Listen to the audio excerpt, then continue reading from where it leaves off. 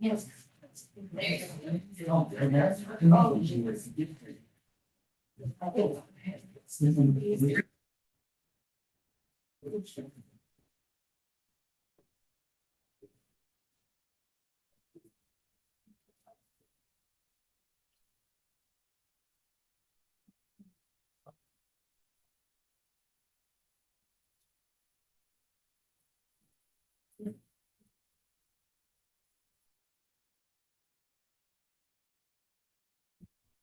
There we go.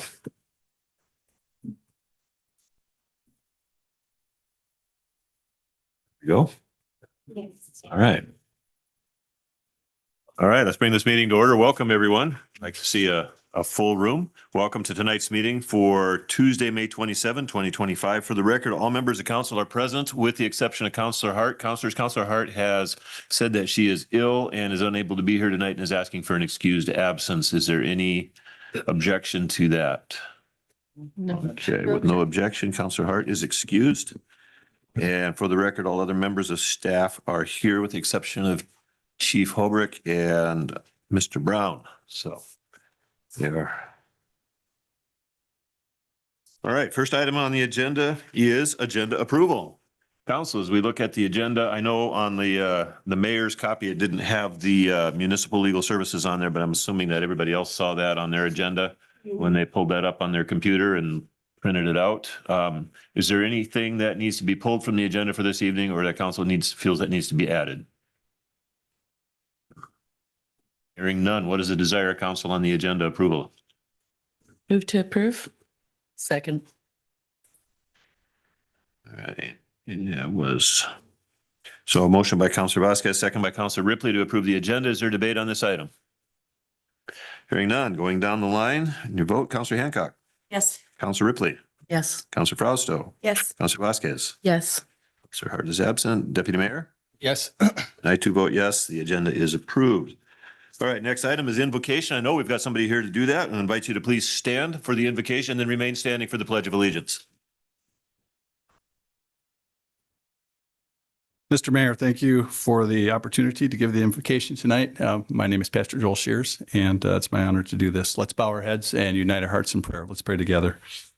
God, we thank and praise you for who you are and for the blessings that you provide to us as the city council meets this evening. In service to our community, the day after Memorial Day, we reflect with gratitude. We remember the brave men and women who gave their lives in the defense of our nation, and we ask that their sacrifice would inspire all of us to live with integrity, humility, and a deep commitment to the common good. God, this evening we ask that you grant the City Council wisdom in their decisions, patience in any disagreements, and unity in their purpose to serve all the people of Sunnyside with fairness and respect. We pray these things in the name of our advocate, the living Lord Jesus Christ. Amen. Amen. I pledge allegiance To the flag of the United States of America and to the republic for which it stands, one nation, under God, indivisible, with liberty and justice for all. Thank you. You may be seated. All right. We're going to start tonight's meeting, everyone, with the funnest part of the meeting. We have among us a famous individual. Ms. Claire Sheehan is the first individual from Sunnyside High School, and I want to say over 40 years, to be selected to state office for Future Farmers of America. That is an accomplishment to be proud of, and I have always enjoyed recognizing our Sunnyside High School students, athletes and scholars alike, and this is a great opportunity to recognize someone for their FFA accomplishments. Claire, you come from a long line of farming families, and you guys have had quite an impact in the Lower Valley, and I'm excited to see you continuing that tradition. And so anyway, I'd like you to come forward. I'd like to present this mayor's coin to you and opportunity for your family to take some pictures. And we're going to get some pictures for the city as well. So come on up here. And I want everybody to note she is wearing her formal FFA gear. This is so anyway, so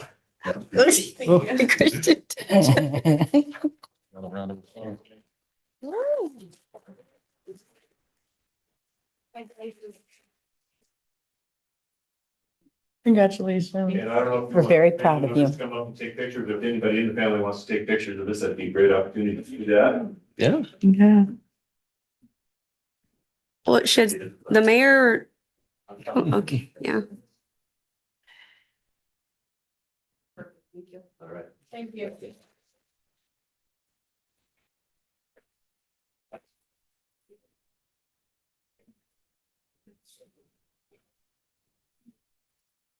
And I'd have to say that's always the best part of being on council, being able to recognize people and do that kind of stuff. It's a lot more fun than some of the dry business stuff that we have to do.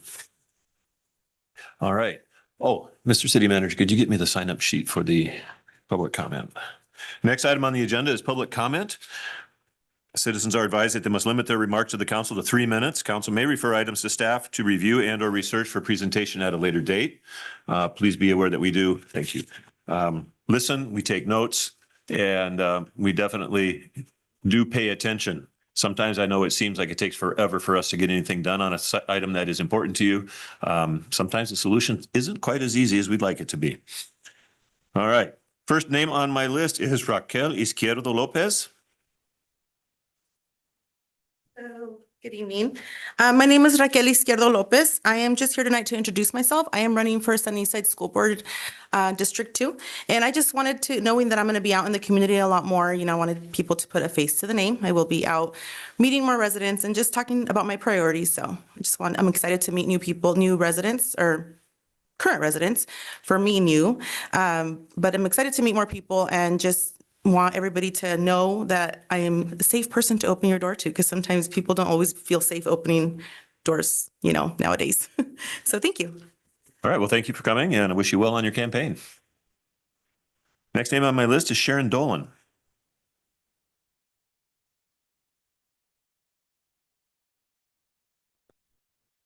Good evening. She's tall. Sharon Dolan, resident of Sunnyside. I am curious, why is it so hard for a council member to get information? To make informed decisions for stakeholders, council needs factual information and supporting documentation. Shouldn't information be easily accessible to council? A council member was denied those records and told to do a public records request. Are all council members now required to submit formal records request? My understanding is they are not required to do this. Then, under the guise of transparency, the city manager seeks out and comments publicly to television, newspaper, and other media outlets saying City Hall must close to fill records requests by one council member, requests that he had required her to make for said information. Public statements such as these do not help our city's business prospects or city's reputation. At the last meeting, why was the leadership team not sitting with council? Whose suggestion was this? Was it discussed with council prior to meeting? Was it some form of protest? Citizens have been wondering, and they say it's not a good look. It made it appear that the city manager, leadership team, and council are not working as a cohesive unit. That's not a good look during a time of financial uncertainty in our community. Another question, where is the job posting for the Public Works Director? Where is a posting or RFP for new city attorney? Council, you are our elected officials and must work together with city manager. You are responsible and must give direction to city manager. Ask the hard questions, expect answers that are supported with facts and documentation. This is a problem that need not have happened. You all need to get it together to make it work. Thank you. Thank you. Next on my list is Luciana Aguirre.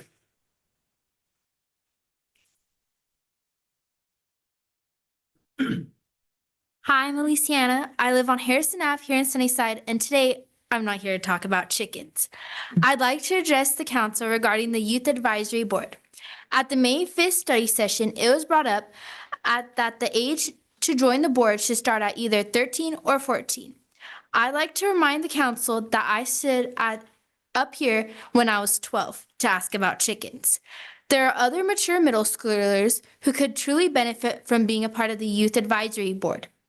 I know you mentioned having an interview process, and I believe that even for younger candidates, interviews will help you get a sense of individuals and their maturity.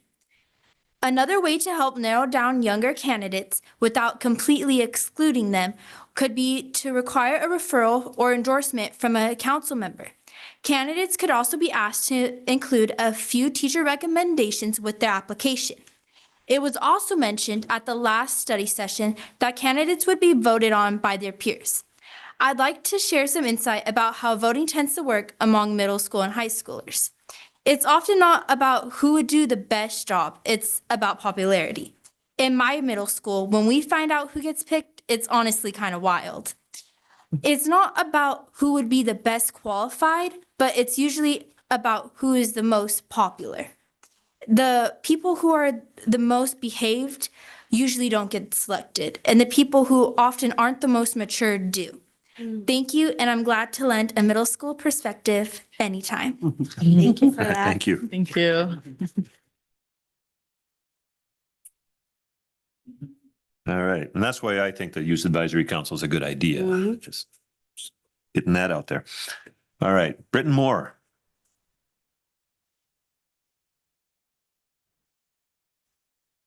Good evening, everybody. Britton Moore, Sunnyside. We just want to take a quick second to thank Cuss for doing the work on the intersections so quickly and so fast. I mean, it was amazing. It was years that I'd been talking about it, so I so appreciate it. Thank you, Cuss, very much. I've got a couple of emails I'd like to share with council, so I'll hand those to Mike if you want to hand them out, or somebody, I can hear a little sheet out of there. I want to talk about a meeting that I called to have on March 28th with Mayor Dean Boersma. And I asked to be in attendance, City Mike Manager and City Manager Mike Gonzalez, Deputy Mayor Galvan, Councilman Hancock, and Tom and Sharon Dolan. It was a couple of concerns I had about the Housing Authority. It was not running in compliance. That was one of the topics. And we received a list of the board members, and they are all past their 5-year term at this point. So going back to March 24th to where we're at now, we're almost in June. Nothing's really happened. My second concern was that the mayor appoints the board members. The mayor does work for the Housing Authority. That's great. Excellent job on occasion. And I asked him in a private meeting that the mayor recuse himself due to the conflict of interest. He assured us that the Rules Committee oversees this duty, and it was not a concern as he was one of 3 people on the Rules Committee. I later advised him that the Rules Committee is a subcommittee and has no authority to appoint board members, and it goes back to the mayor's duty. Mayor Boersma said he would consult with our city attorneys. We now don't have any. I'm not sure that that ever happened. And it's a moot point considering the fact that anytime you have financial gain in a situation, you cannot appoint or be any part of that. It's a violation of code. The mayor said in our meeting that he had been doing carpets for 20 years and it was few and far between. Doesn't matter if it's a penny or if it's $500, it's a financial gain. Since the mayor, it hasn't come up again. I don't know if that was something that was on your thought. But I'm asking that the council remove the mayor as appointee to the Housing Authority and appoint Deputy Mayor Galvan. We have to follow our own rules. We have to follow the rules or it's just chaos. So I'm asking that you talk about it, consider it, weigh the options and do what's right. Thank you so much. Thank you. And yes, and to answer your question, I did consult with the attorney and he was a little bit vague on what would be the correct way of going. I know Deputy Mayor is contacted with the attorney as well. Rules Committee has discussed that and we are waiting for more information, which has not been forthcoming yet. And so when we have that information to work with, we will meet and we will proceed with that. Under the RCW, it is the mayor who appoints. And it doesn't say anything more than that. The city, we are working in the Rules Committee to try to adjust that and make that a little bit more applicable to the city of Sunnyside. And we're going to come up with a different policy. So we're not going to appoint anyone just now until that policy is in place. So the Rules Committee will be working on that. It will come before council for approval, and once it's approved, then the steps will be taken. So. Okay, there's no other names on the list. So the next item on the agenda is the consent agenda. The consent agenda consists of the following: the minutes of the April 7, 2025 study session meeting, the minutes of the April 14, 2025 regular meeting, the minutes of the April 21, 2025 special meeting, payroll vouchers, payroll register for transactions numbers 4082 through 4898 was presented at the last council meeting because the deadline to add agenda items was May 21st. The payroll register for the May 23rd pay period will be included in the next agenda packet. Claim vouchers, approved claim vouchers number 111397 through 111601, and wire transfers as listed for $1,177,573.45 for the period ending April 9, 2025.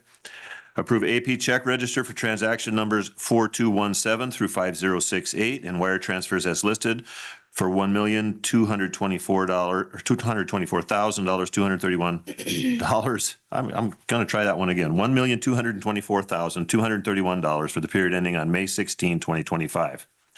Council members, is there any item that you wish to pull from the consent agenda for discussion? I wish to Councilor pull Hancock, some vouchers. all of them or? No. Okay. Number 2836, Colton Consulting. 4242, Colton Consulting. 3404, an accidentally charged item to the city by an employee. And 13107, also accidentally charged to the city by an employee. Then I want to pull 2817, Artiega for February, $6,290. 3726, $16,660 for March for Artiega, and 4803, $16,830 for April. Okay. Any other council members wish to pull an item for discussion? Mr. Deputy Mayor. 11439, 3776, 11697. Okay, anyone else? All right, Councilor Hancock, you have the floor. Okay, so in looking through Colton Consulting, this is a lobbyist with the city of Sunnyside. He has indicated that he is employed from the year 2024, 2025, and 2026. There seems to be a little bit of disagreement with his contract. I want to know when Mr. Colton's contract was formally signed. It doesn't have the date on it as far as I can tell on the contract I have. So we're paying him $3,000 a month. And if he is contracted 2024, 2025, and 2026, that is above and beyond the spending authority of the city manager. So I would like to have some more clarity on that. Mr. City Manager, are you able to answer that? Certainly, Mayor. So this was a contract that our former deputy city manager, Debbie Zabel, worked out. So Debbie had worked with Colton Consultant during her time at Toppenish. So and what she worked out was that this would be paid through the water fund. And I did pull up the agreement, and let me read the terms for you, Mayor. So the term of this agreement shall have an initial term commencing on the effective date and ending upon a one-year anniversary, such as the date, which that I can certainly, the contract's in my bag. So it's a one-year contract that with a 30-day out clause and a 90-day out clause anytime that you want with written notice. So the narrative that it's a 3-year contract is not, it's not true. We do pay $3,000 a month. This is well within my spending authority. And when I had talked to Debbie, I asked if I should bring this before council. She said, no, it's not necessary. It's within your spending authority, which is within $50,000. So the next time you guys are having lunch together, you can ask her that question. And what was that, Mr. Gonzalez? Ms. Hancock, does that answer your question? No, it does not. I want to know when this is not dated and when it was actually enacted. It was not brought before council. We started paying this man. I want to know the exact parameters of this contract, and I think that's imperative that we know that. Mr. City Manager, do you know when that contract was signed? Let me check my files in my bag. I do believe, Mayor, that I brought it with me.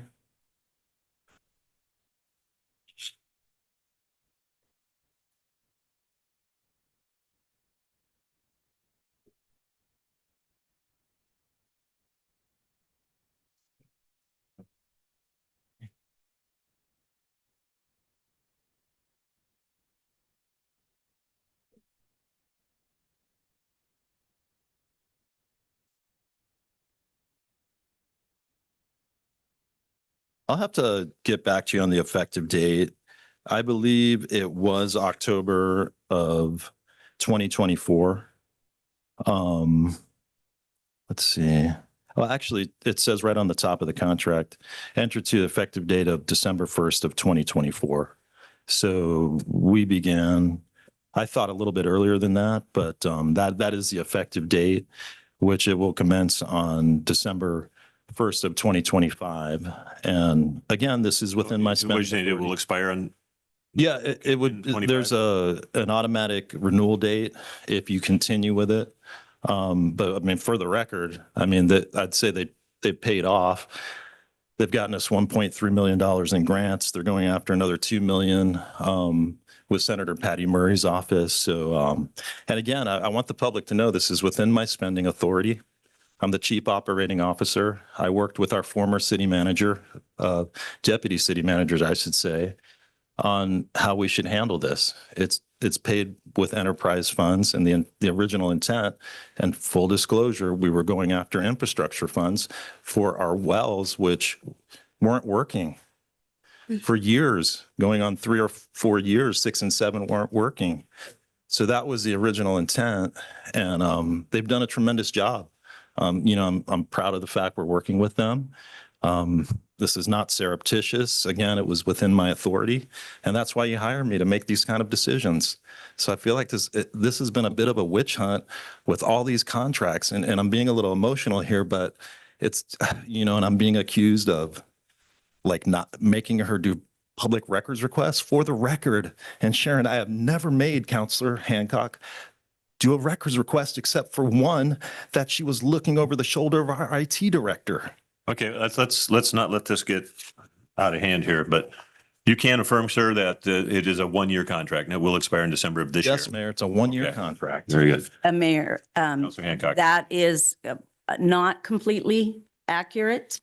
And I have other information that it is a 1-year contract, perhaps from when it was signed, but we don't have a date when it was signed. It wasn't brought before council, and it wasn't brought to a council meeting.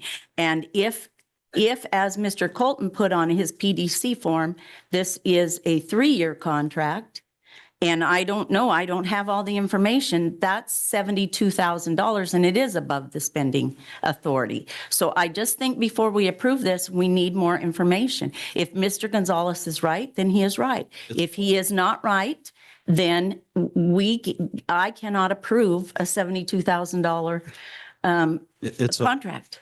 It's a 1-year contract at $3,000 a month. I'm just asking for more information, Mr. Gonzalez. We've given you a tremendous amount of All information. right, let's please direct comments to the chair so that we don't get into an inappropriate discussion at this point. Okay, the information that council's been given at this point is it is a 1-year contract that will expire in December of 2025. And we will operate under that. Mr. Gonzalez, if you would please be able to get more, if there's a more clear expiration date or something like that, if you could get that to council, that would be very much appreciated. Thank Yes, you. sir. All right, Councilor Hancock, your next question. Okay, I have 2 contracts for Mr. Ortega. The one that was provided for me from the city, it says that he will be paid $85 an hour for his work. $85 an hour times 40 hours a week comes out to $13,600 a month. In the vouchers, we are paying 16,660 and 16,830. And then in February, we paid 6,290. That was the start of the contract. The two different contracts have different times of when they were enacted and within a short window of each other. And I realized that Mr. Ortega was put in as interim city contract manager, but even if we go by the agreement of $85 per hour, that we're paying him approximately $3,000 more per month than what that $85 an hour times 40 hours a week is. Okay, Mr. City Manager, Well, I'll let Cuss come up and talk about the contract. Mr. Arteaga. Good evening. Good evening, sir. Mr. Mayor, there was two contracts. The first one was in February, I believe February 3rd, and that contract was to originally evaluate the Public Works Department, the Public Works Director, the Deputy Director, and then it changed include marketing the Munson property.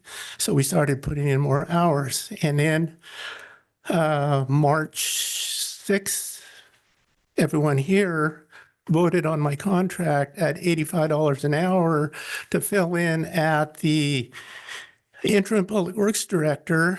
But then that morphed to me covering the planning department as well. So if you have the planner, and we don't have a planner right now, and we have the public works director, both of those positions make $180 an hour, and you're paying me $85 an hour for the hours that I put in, not 40 hours, because I can't do that work in 40 hours. I'm putting in 10, 12 hours a day to try to get all of the work done that I'm having to do. If the council would like me to stop working, no problem. If you want me to only put in 4 hours a day, tell me that, but I can't get the amount of work done that I have to do. So that's where we're at. Does that answer your question, Councilor Hancock? It still leaves me with the question of $85 an hour times 40 hours a week. But if he is putting in 60 hours a week, that does answer your question, does it not? It doesn't answer my question. No, it does not. I think we're outside of that contract, and I think that that there will be a problem with the auditors when they come to look at that.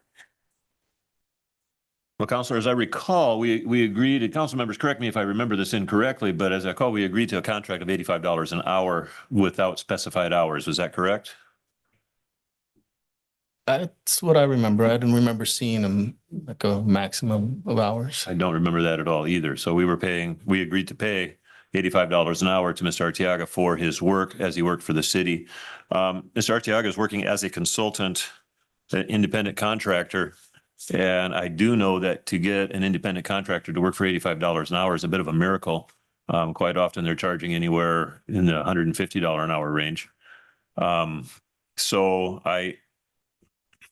I'm not quite sure. I do understand he is charging for more than 40 hours a week, but as he explained, he is doing the job of two individuals. If you look at the vouchers, he's getting equal payment.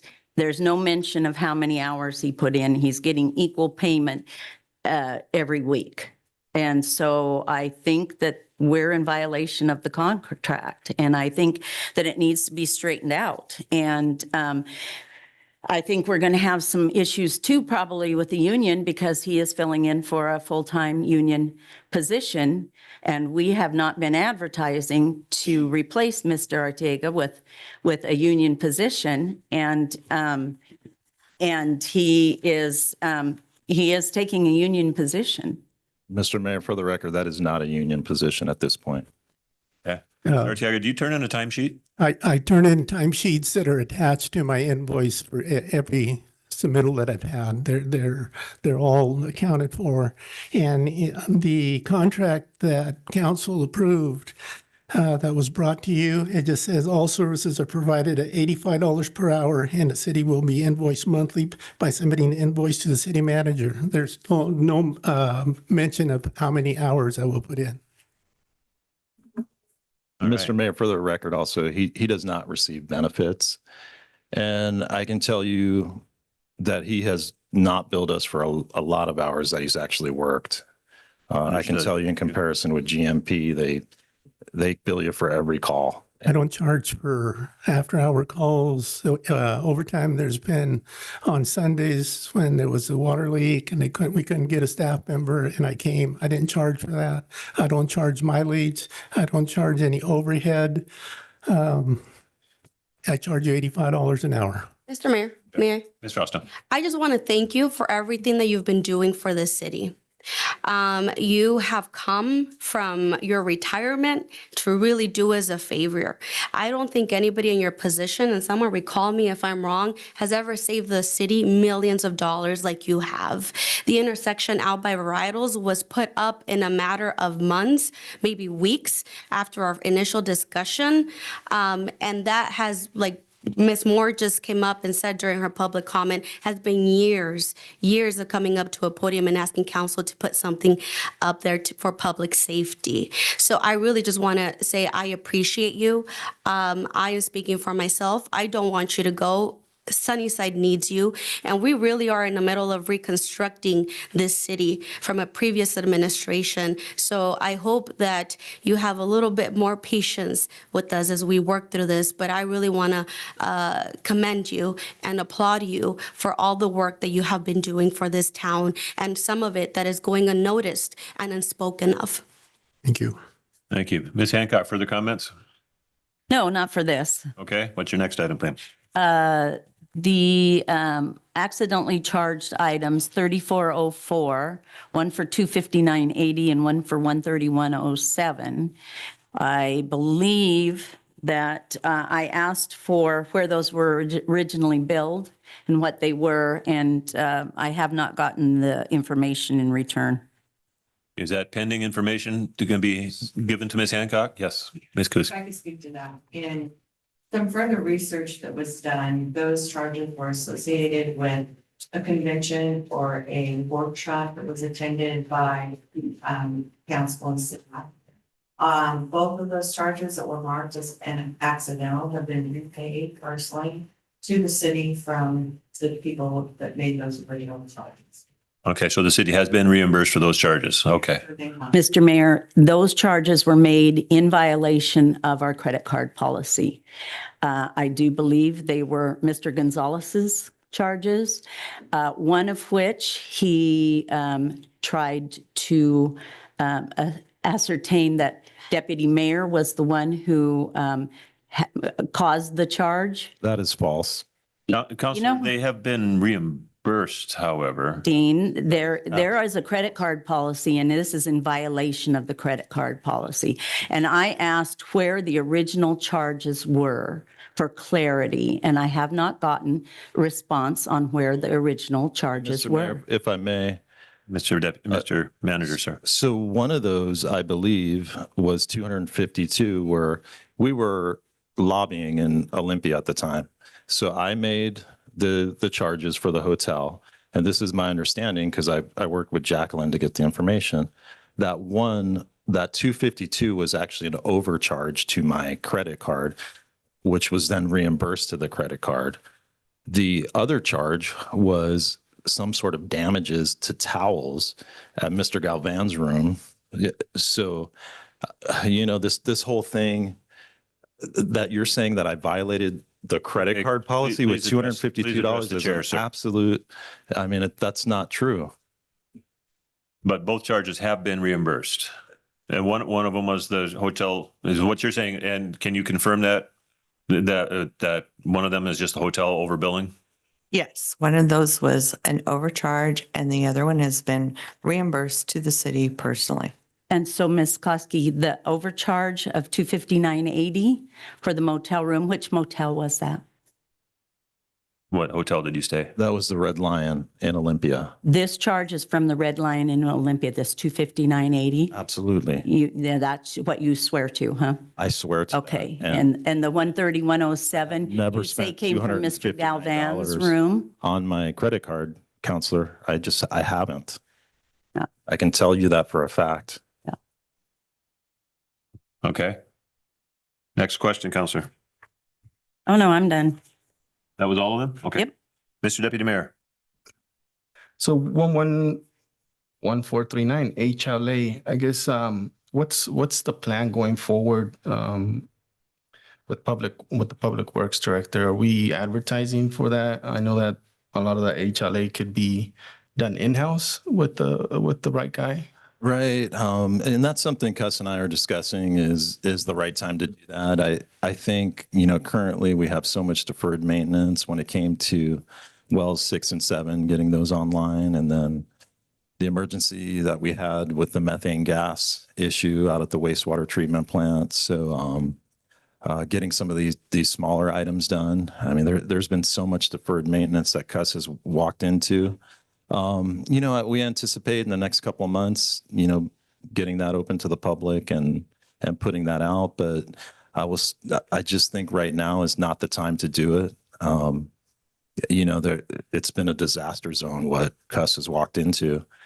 And I can say he's done a tremendous job between getting the emergency grant for the methane gas producer at the wastewater treatment plant to fixing the wells on, really a dime compared to what it was. I just, at this moment, Deputy Mayor, I'm not comfortable putting that out at the moment. He's still working on, getting more professionalism and really building these guys up in our Public Works Department. It just wasn't there. He's building morale, he's building character, he's building expertise, and that's why I hired him. He's been worth every single dime and more. So yeah, we have been discussing that, and there will be the right time, and I'll certainly let council know when the time is right. Okay. No, thank you. And, just for the record, I want to echo what Councilor Frausto said. Cuss, you're an asset to the community. So thank you for all your hard work. Next one is 3776 Morley Enterprises is finance consultant. Is that the gentleman that comes in? That is Luis Lopez. So he's been working Tuesdays and Thursdays to help reconcile the budget, which, that was one thing when our former finance director left.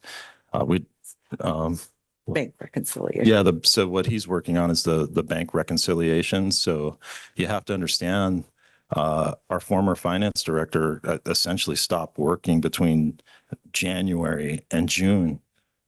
When our former deputy city manager left, 24 wasn't reconciled, not even by a long shot. And the only reason we knew that was because he came in and was able to check some of the work. So he's been doing a lot of the yeoman's work and just trying to get it reconciled. So, he's really been a godsend to be able to look at it, reconcile it. And, he's up to late February, March, but it's quite a process. And we probably need 3 of him, for where we were when I walked into the door. I've really walked into a disaster zone financially here with, just the lack of accountability, the mismanagement, just the disorganization of the bills. So it's a step-by-step process, but he is somebody that I also hired, and,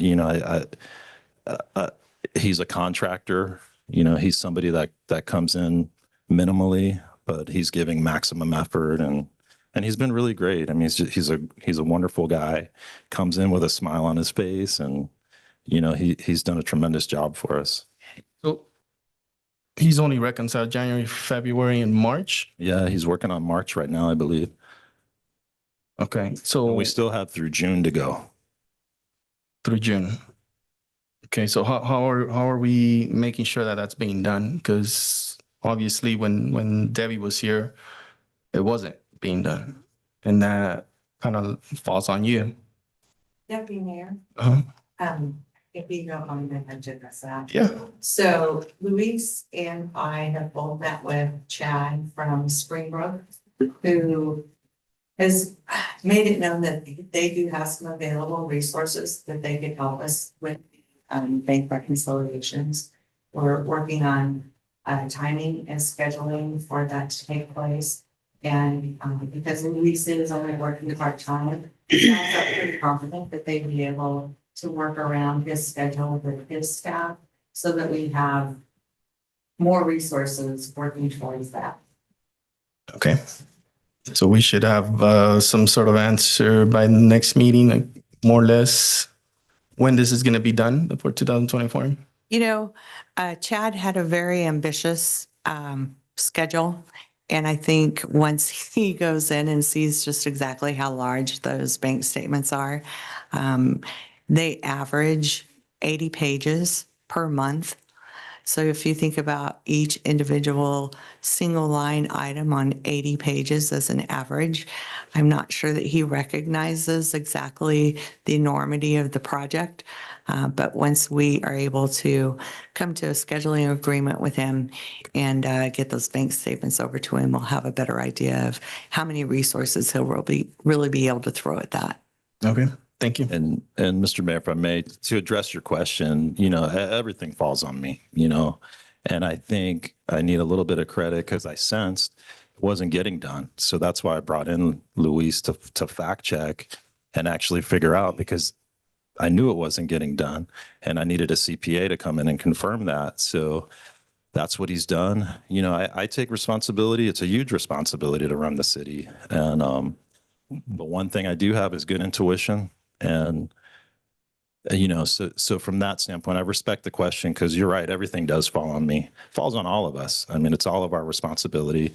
But ultimately, I think I brought in the right person who really was able to identify some of the deficiencies that were happening. And I don't want to disparage anybody that was here because Debbie came in, did the best she can in a disastrous situation. But he really identified some of the real holes that we had in our budget and the fact that things had not been reconciled.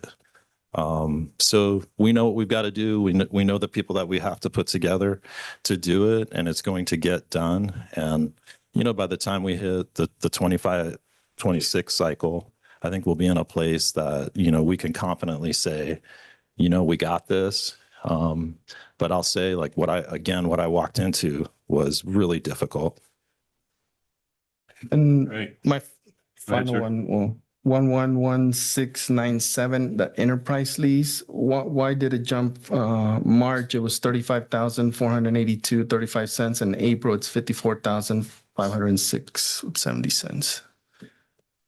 That's an increase of almost 20,000. So, Deputy Mayor, I have just received access to our enterprise lease dashboard last week. And so I'm still trying to sort out all of the different reports that are in there and trying to track which vehicles we have with which lease dates they end. And so I'm not confident that I can give you a full and complete answer, but I'd be happy to email that to Mike, who can share that with the council. Okay. Yeah, I think council would be Yeah. curious to see that. Can we pull this from the items? We can pull, that's 111647? 111697. 697. Okay. Yep. And then my other question, what I noticed was, are some of these stuff repeats?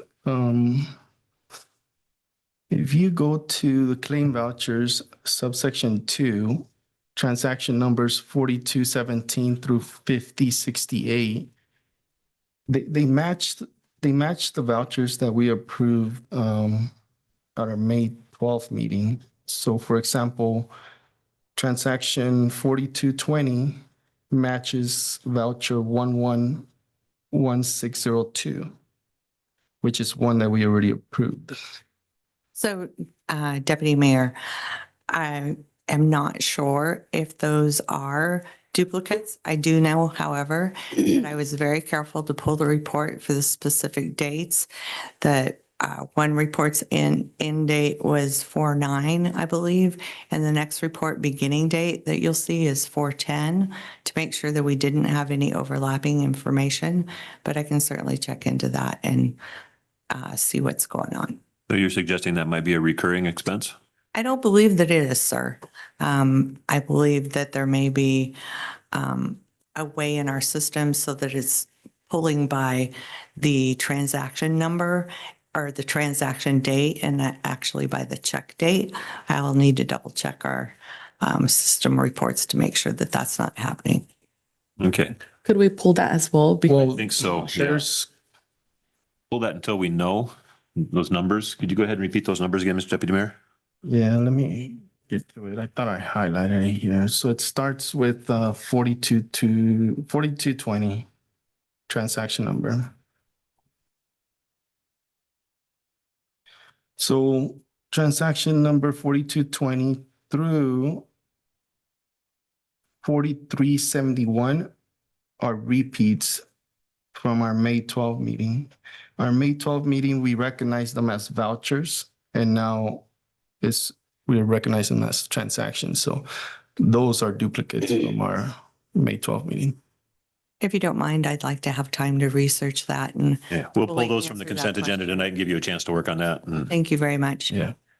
Mr. Mayor, Yes. I'd also like to point out that the accidental charges that Councilmember Hancock had a question about, the actual receipts for those were emailed to her in the response to her original email dated Tuesday, April the 29th. That was sent directly to Councilmember Hancock, Mike Gonzalez, and Jackie Renteria. Those were attached as PDF attachments to that email. Can I request a copy of that email? Yeah, I think you should, I think all of council would like to see that. So if we could Certainly. forward that to all of us, that would be good. Certainly. So just for my clarity, when I am responding back to council requests that come directly to me, should I forward those directly on to the full council, or should I forward those to Mike and then he forwards that to the entire Please council? forward those to the manager and then he will forward those to all of us. Thank you very much. Yes. I believe Ms. Vasquez had a question before you did. So I had a question regarding the payroll voucher. So I do see here it says payroll register for transactions number 4082 through 4898 was presented in the last council meeting because the deadline, right, on May 21st. So right now I see that the pay period for May 23rd will be included in next agenda packet. So I just kind of wanted clarification on that, as if we're kind of still behind a whole payroll. Is that correct? So Like on receiving it on our agenda? correct, just because of the timing of the council meetings, the agenda items needed to be turned in by the 21st, but our pay period didn't actually end until the 23rd. So to try to pull that report on the 21st, it wouldn't have shown any items that were in there because the payroll hadn't actually been completed and closed. Okay, So that will be on the next agenda item. okay. So then this period, pay period will be on the next. Correct. Do you know if like it'll be able to balance out again, like in order for us to have that information at our regular meetings? You know, that's a really good question because we are paid on a bi-monthly pay period, which means there Bi-weekly. are 24 pay periods in the year, not 26. The timing of those are different because the dates are always changing. They're not exactly the same. And so I would hope that they do, but I can't guarantee that they will. Okay. Well, I'm just asking because I'm curious as to why we're now all of a sudden just like not receiving it when, you know, this past year and few months we have been. So I'm just curious. Okay. Thank you. Councilor Ripley. Yeah, I had some questions on some checks here. On 2810, we're paying $923.15 for the city manager's lease car. Are you still driving that? No, I swapped out the Durango that I originally had with Public Works, and now I'm in a Rogue. Why was that? Were you over the miles? Was there, what's the lease agreement? No, well, the lease agreement is 60,000 miles before we turn it in. And this is something I worked out with Debbie was, between 15 and 17,000 miles, we would give it back or kind of swap it with Public Works and then swap out a vehicle just so there's not as many miles on it.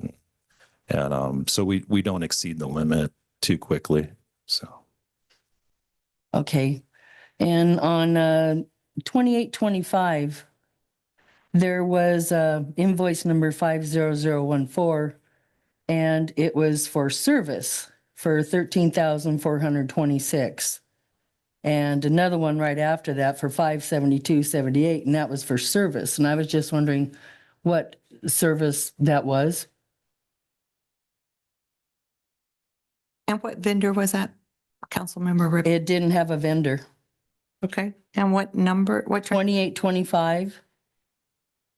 Let's see this. I don't know if this number will help you. 45904168627. Invoice number 50014. Okay. Just that one? It was two of them, 13,426. It didn't have an invoice number on the second one, Okay. 57268.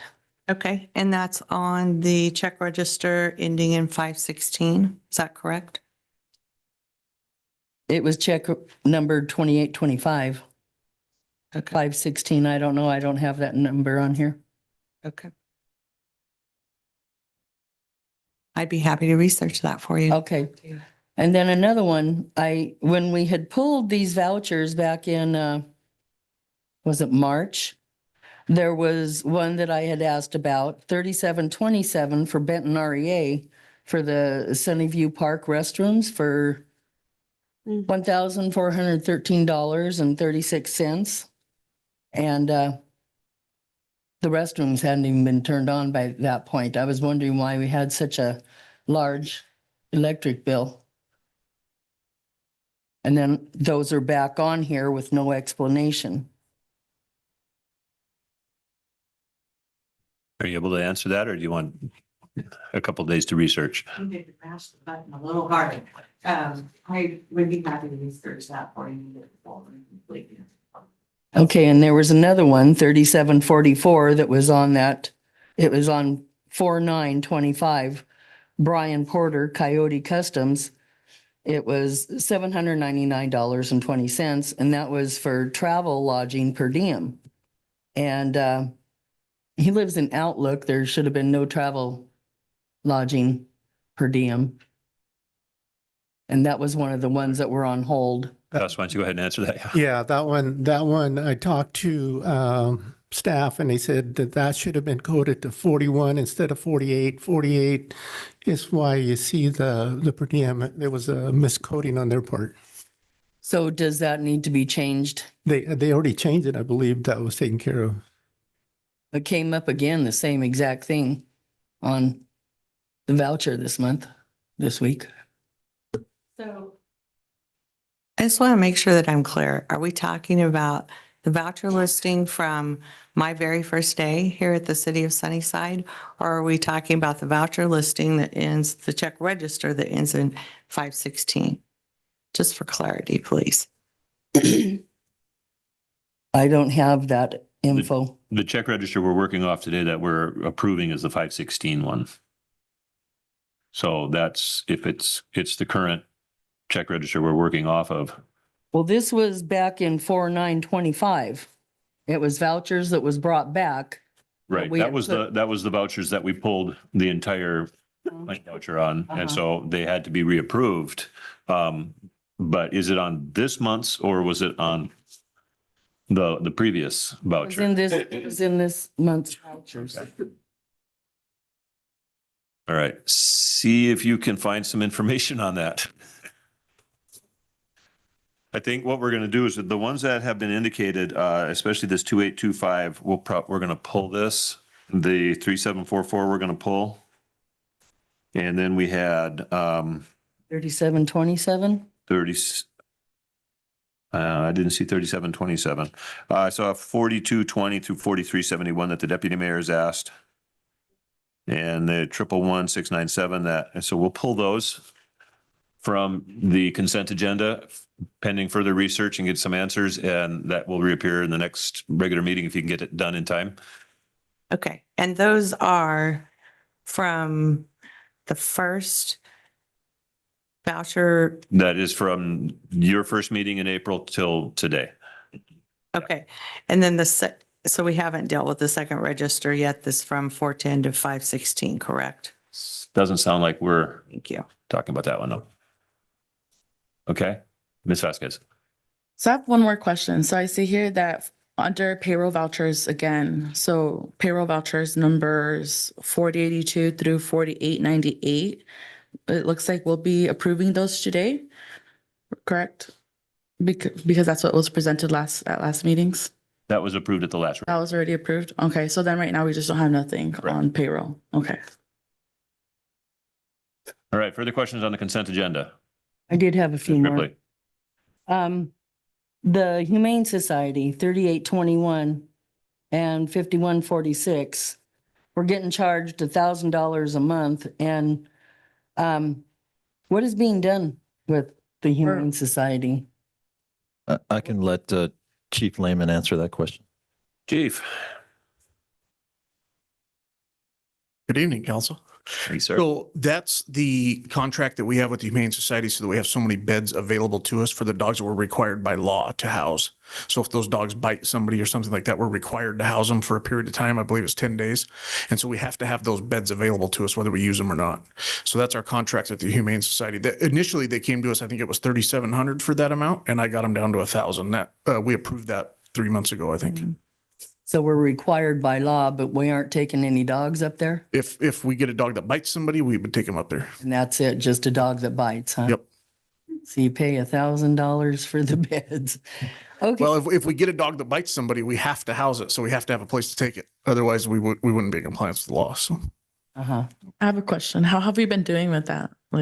Well, animal control is currently under community development and has been for the last year and a half. But when we contract with the Humane Society, they reported to the police department.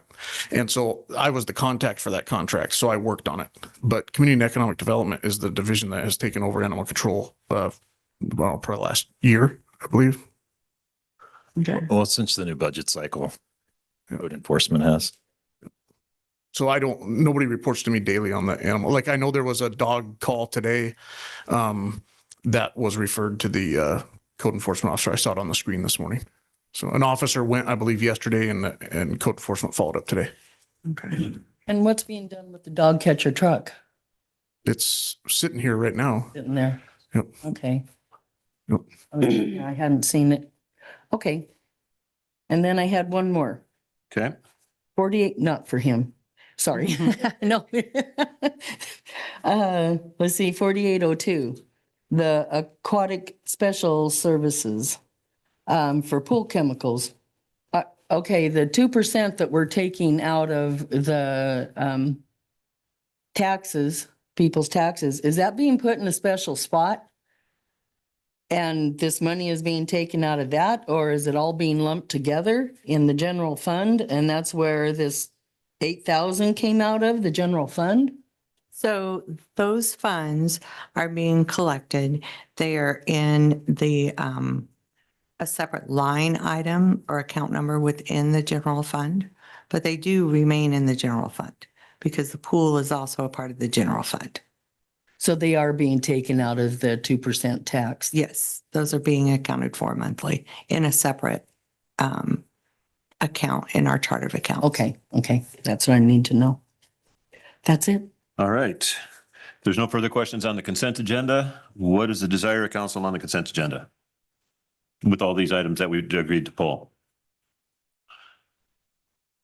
Move to approve. I second, as long as we pull everything that wasn't answered. Yes, well, we did go down that list and I'm pretty sure that either you've got that copied down and very good. And we'll look forward to seeing when you get a chance to answer those. All right, so yes, that's with those items pulled. Is there debate on this item?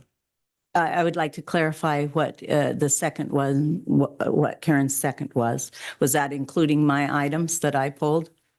No, that did not include the items that you pulled, Counselor. That was what the deputy mayor asked to pull and also the ones that were duplicated. And then the two items from Counselor Ripley on the repair expenses. It had no receipts. Did you wish to have some pulled? The ones I asked about, I would like. You want them all pulled from the consent agenda? You'd answered. Very well. Counselors, any objection to that? And excuse me. Yes. I'm sorry. And does that include the items that Councilmember Hancock mentioned where she has received the email copy of the receipts? Yes, because I don't believe I received really responsive email receipts. Okay, let's make sure that those receipts are resent and we'll have those sent to all of council.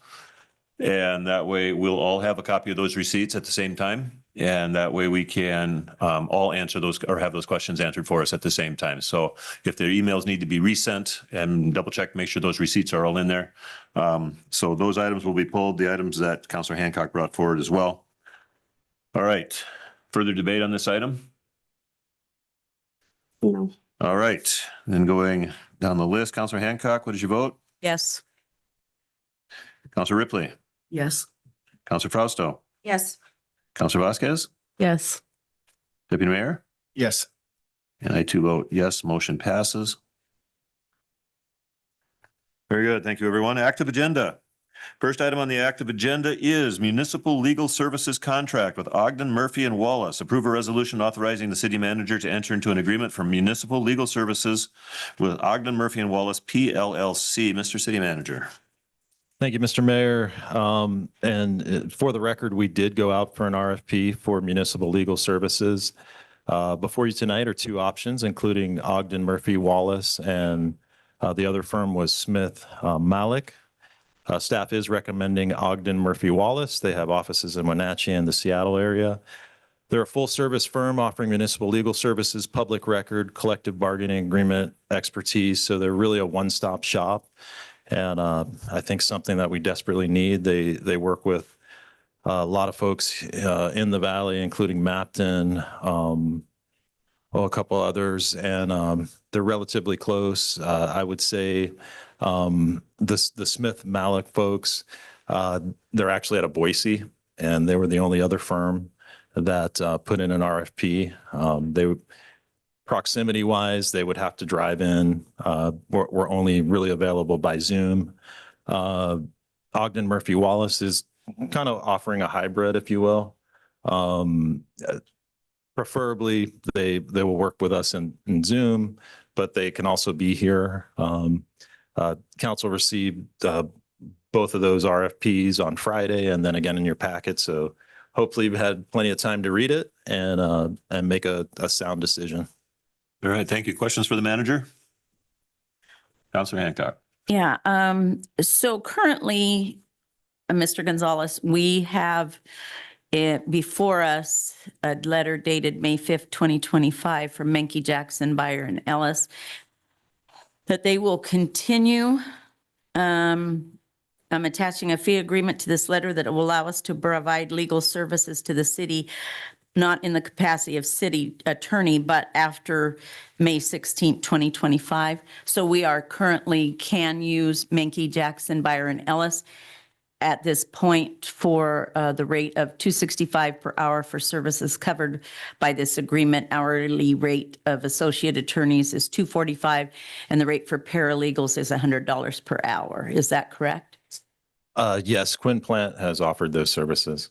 Yes. So currently we do have legal services as of this moment, right? Yeah, on a as needed basis. He expressed to me that the volume coming out of Sunnyside was way too great for his comfort, and he couldn't continue anymore. And there's certainly was a feeling that there was going to be a discontinue date sooner than later. Right. And I have not heard anything but good about Ogden, Murphy, and Wallace. I noticed that their prices are quite a bit higher than Menke Jackson. I have appreciated Menke Jackson. I appreciate after I asked that you got both of these RFPs out to us. It is a council decision as opposed to a city manager's decision. So I really appreciate that you got both of the contracts out to us so that we could see the contracts. I don't have a problem with Ogden Murphy Wallace, but until we get this signed, sealed, and delivered, I just want council to know we do have the opportunity with Menke Jackson and Buyer.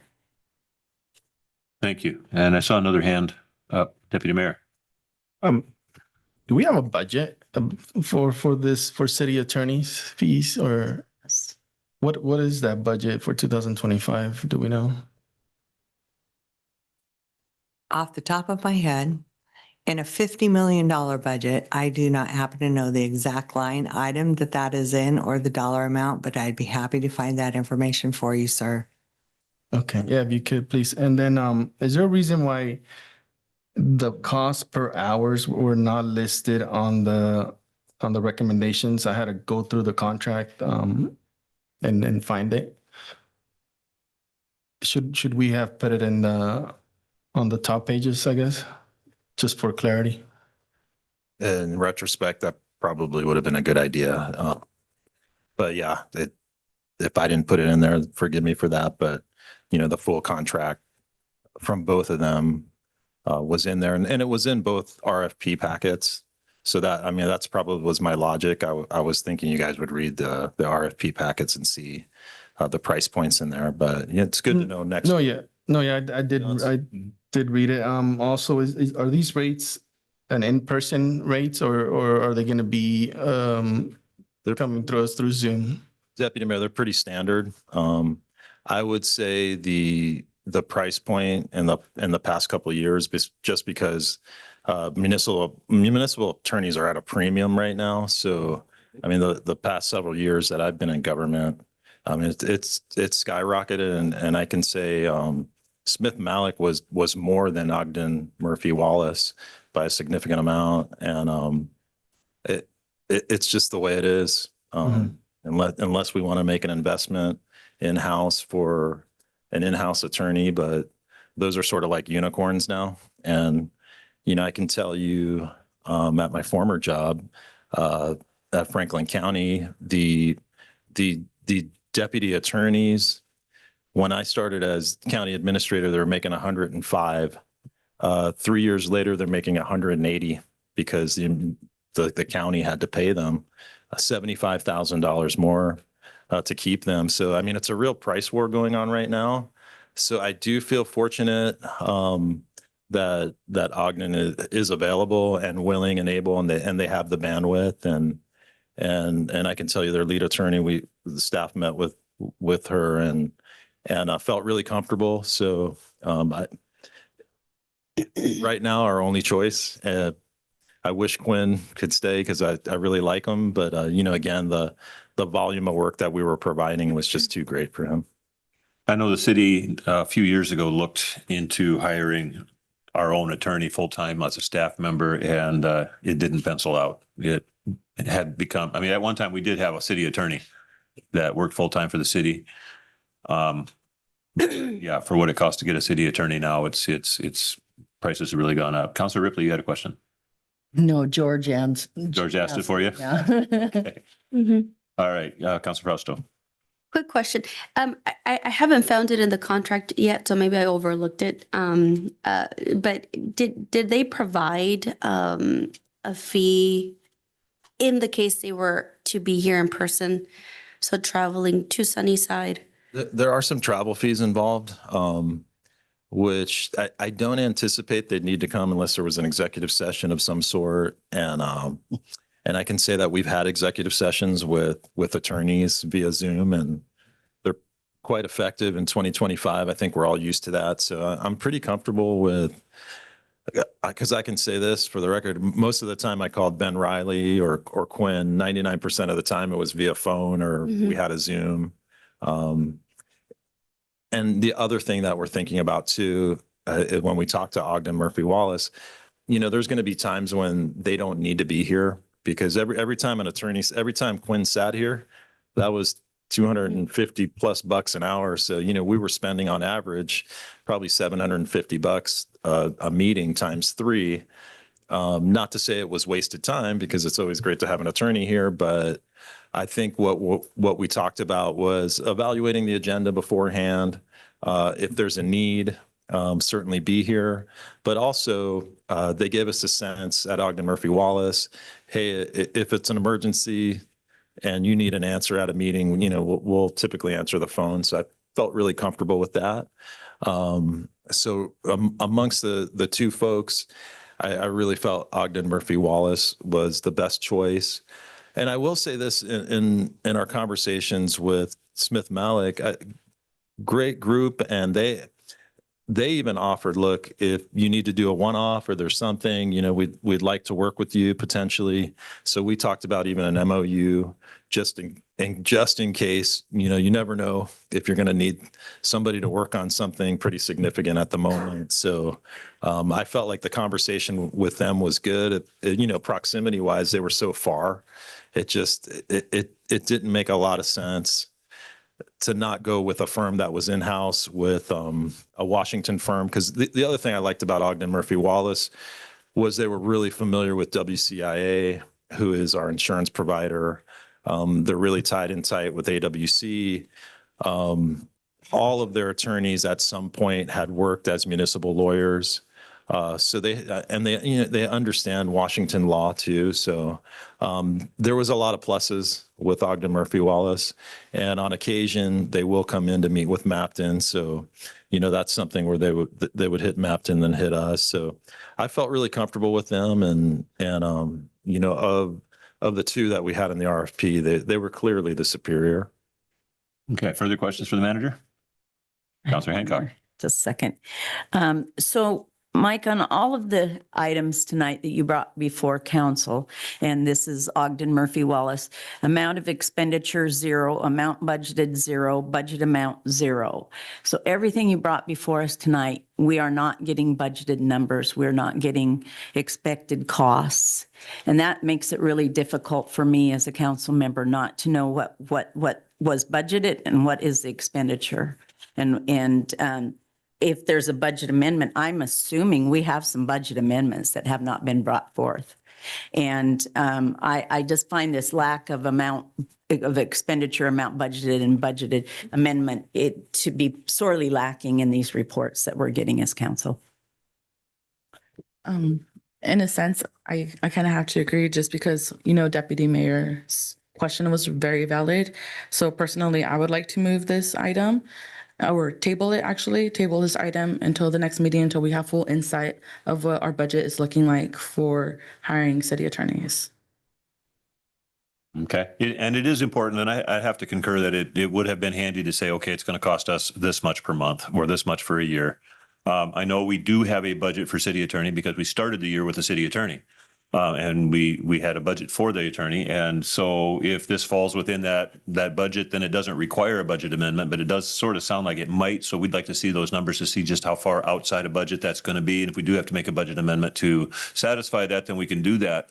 But yeah, it would be helpful for us to know that. So if we can get that information, I don't know how the rest of council feels about moving this on to the next meeting. Councilor Frausto? Would it be helpful to get like a synopsis of how much each, even though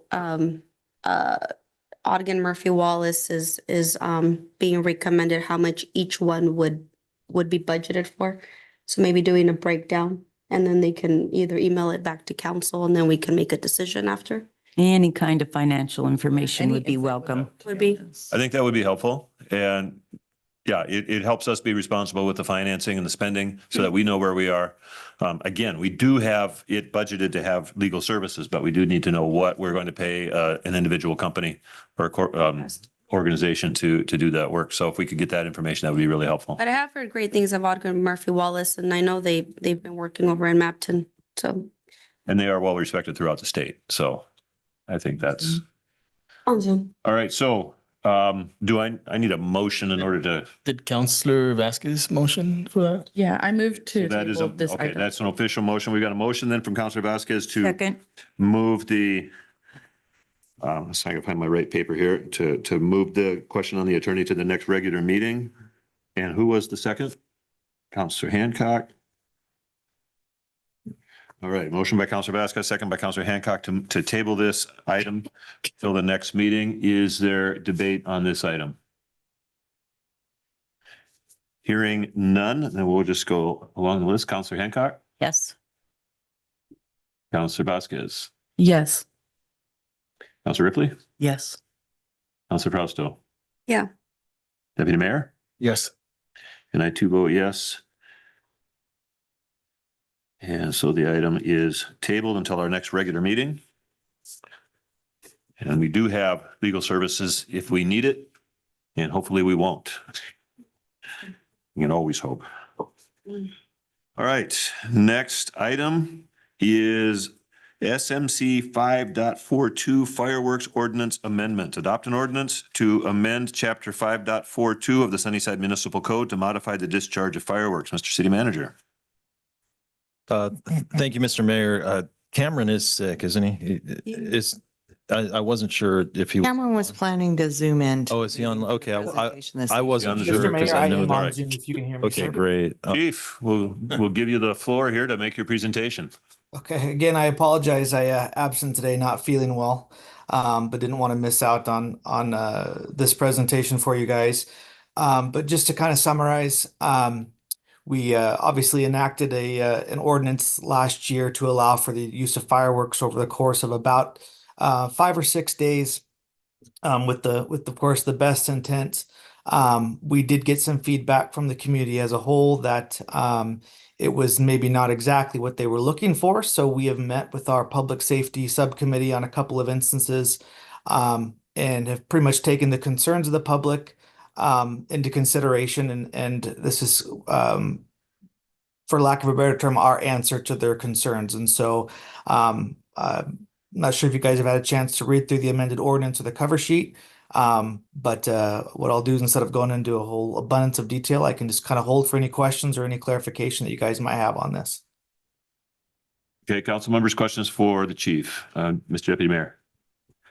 Chief, if I remember correctly, in the public safety subcommittee meetings, we had discussed the price going to $50. But I see it here for 20. So It changed. yes, so I do recall that discussion. However, Mr. Deputy Mayor, I did not have that confirmation, and that would be coming from a separate department. That would be coming from the permits department. And so I did not feel comfortable putting that as a part of my ordinance amendment, as that was not something that my department has say over, I guess, for lack of a better term. Is that something that we can include in the motion to raise the fees to $50? I'm asking for somebody who's going to have, Like make an amendment. I think so. Mhm. We can, I think that would be, Yeah, but that was discussed in the subcommittee meeting. that was. Mhm. Mhm.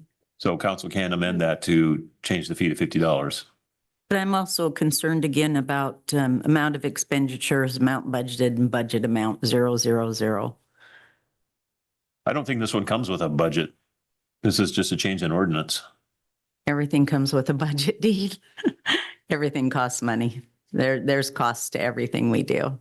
And I think that we need some clarity on amount of expenditures, amount budget, and budget amount, because we can't say it doesn't cost money. It costs money, no matter what it is. If it's city services of any sort, there's an amount budgeted, should be, and there's an amount that we expect to expend. I have a question. Councilor Vasquez. Do we know how much money came in from the permits that we received last year? Chief, do you have any idea on that? No, sir. Again, we do not handle or have any part of the permitting process whatsoever. Okay, I know we did get a report on that, but I don't remember offhand how much that was. Do you remember? I don't remember. That's a good, like, I would like to know the number just because, so we have an idea, like, okay, like how much more can we get if we do pick the amount up to $50 this year? I don't think $50 is an out of line amount. I mean, fireworks are expensive as it is, yeah. so if you have money to blow fireworks, yeah. I just know that most of my response had nothing to do with the cost of the permit. The response I got on that was the never-ending war zone sounds. Yes, it And was the horrible. community wants that to not happen again. So in fact, I've been getting texts from people in the community already for the last couple of weeks saying, when are you going to enact this? And I It's promised it horrible was that going to we have happen. Wait a year to enact it. That's what, Around the yard sale. Yeah, I it don't takes a like. whole nother year. yeah. But do we have time to bring this back with the $50 and an analysis of what the $50 will do? We will have to enact it at our next meeting, Okay, no later than that. okay. So may I Ye- just for Go ahead, Chief. clarification, if the $50, would that be a change to the fee schedule, or would that necessarily be a change to the ordinance that's on the table right now? I just want to make sure if I need to go back on my end and make some changes, I can most certainly do so, but I want to make sure we're on the same page there. I think we'd have to vote on a change to the fee schedule as well. Mr. Mayor, Yes, sir. I didn't even see it on the fee schedule. That was my next concern. Well, we can add that in the next meeting as well. Add that to the fee schedule and vote on that at the same time. Because I know the next item is the fee schedule. So would it make sense to table this and table the next item? Because, or do we want to update it meeting and then update it again? We can add it. I think we can add it. Well, I got a question of public notice and the 24-hour notice and that sort of stuff. I'd be questioning on that one. So we can do the next item. I don't think is a problem because that's been properly noticed. We're just going to have to notice it for the next meeting to do the fee schedule for this particular ordinance. But the next item has to do with, if we table this one, it has to do with some items here. Right, but it has been properly noticed, and so everybody's been able to see it over the weekend, and so it's been in the public domain long enough. If we amend it, I'm just kind of concerned that there's going to be questions of us following the rules properly on the fireworks ordinance. But yeah, what I do like is at least we're having a discussion on this one. And if we're going to look at possible costs and financial impacts to the city on this, we can definitely do that. I don't think it's going to be huge, but we can definitely have that added into it and we can start talking about our fee schedule. Also, for the public to know that we are taking this seriously and we are limiting the amount of time that people are going to be legally allowed to light off fireworks. So as opposed to the several days last year that was going off, that was so annoying to people, we are going to limit it to, I believe, is 1 day. And it needs to be done at an appropriate time. And if I remember correctly, it's midnight. So that we and our pets can all get some sleep. Not all of us like to listen to fireworks all night long, every single night of the month of July. So I think for the sake of our community members, we had to roll back what we did last year, which turned out to be a bit of a disaster. And it was done with the best of intentions. And it just, yeah, the law of unintended consequences certainly came into play there. Mr. Mayor, and for clarification, further clarification, the change won't go into effect until 2020. Is that actually true? Because we can't, this is in line with the state law. And we can't get more strict than the state law without, so we have to. This is more restrictive than. More restricted than the state law? Okay, so we Right, so will have a this- year before, but this year will be in compliance with the state law, correct? Correct. Yeah, and then next year will be even more restrictive. My neighbors just started popping them the other day. So, Yeah, Mr. Mayor, just for your Go ahead, Chief. information, not sure if you're able to hear me, sir. I did attach both RCWs with my packet as well. That one outlines what the RCW is for the state's permissible discharge. And then beneath that, it does confirm There that it we is. do not have the ability, and we have to give it 12 months from the date it was adopted to enact it. okay, you are correct on that, yeah. I must have read that too fast. Okay. So we can move this back to the next meeting, but we will have to approve it at the next meeting, I think. Correct. Just to make sure that everybody is aware, because that'll be less than a month before the 4th of July. And we're going to want to get that publicized as much as possible to make sure Mr. everyone's Mayor, may aware. I just ask for clarification, Counselor Hancock's request for financials, could I just get some clarification on that? With just the ordinance change, there wasn't a financial impact to the fire department, to my understanding, so I just want to get some clarification on her request so I can honor that. All right, Counselor, are you able to clarify that? Well, if we're shortening the days of the the fireworks, I would think there would be a savings to the fire department. Like I say, everything has a cost for everything that we do in the city. And so I just want to know what our expected budget is and amount of expenditures. An ordinance does change how the fire department is doing their job. And I just would like to see on all of these things that we get submitted, at least an amount of expenditure or amount of budget. So does that help you, Chief? I'm sorry, ma'am, but no, it does not. I guess just for clarification on my end, so we did not change staffing levels 4 days for Okay. that week, aside from the 4th of July. Okay. There was no added cost for staffing. We're since it was kind of our trial run for the year, we just said, hey, we're going to see how these days go. If they become crazy, then we will, we can bring in additional staff. But we did not encounter that, with the exception of the day of the 4th of July. We did add some additional staff to that, but there was no additional cost, because how that worked is we did not let anybody have the day off, and then myself and the assistant chief, who are on salary, worked that day as well. So there really actually was not any additional the cost financially to the city. And there would be no anticipated change with the change of the ordinance. Does that help, Counselor? Yeah, it helps. I just still think that finance could come up with some kind of idea of what the expenditures and amount budgeted is. I still think there's an amount that needs to be put in front of city council, but. Okay, typically a change of ordinance doesn't have an amount budgeted or a financial, unless there's adding special fees or special permits, but see what you can find. I've not, as the chief said, I don't think it had much of a financial impact last year, and there's no change predicted for this year. But see if there was any permits or something that came in last year. We can see what was brought in, and we can work with that at least. So, okay, so do we have a motion to move this to the next meeting? So moved. Okay, so. I'll second. All right, so we have a motion from Councilor Hancock, second by Councilor Vasquez, to table the fireworks ordinance amendment until our next regular meeting, first meeting in June. Is there debate on this item? Hearing none. Councilor Hancock. Yes. Councilor Ripley. Yes. Councilor Frausto. Yes. Councilor Vasquez. Yes. Deputy Mayor. Yes. I too vote yes. Motion passes. Next item, also related to the fire department.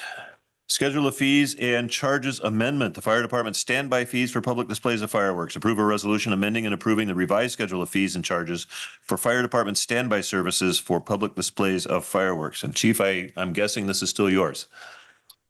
Yes, sir, it is, Mr. Mayor and Council.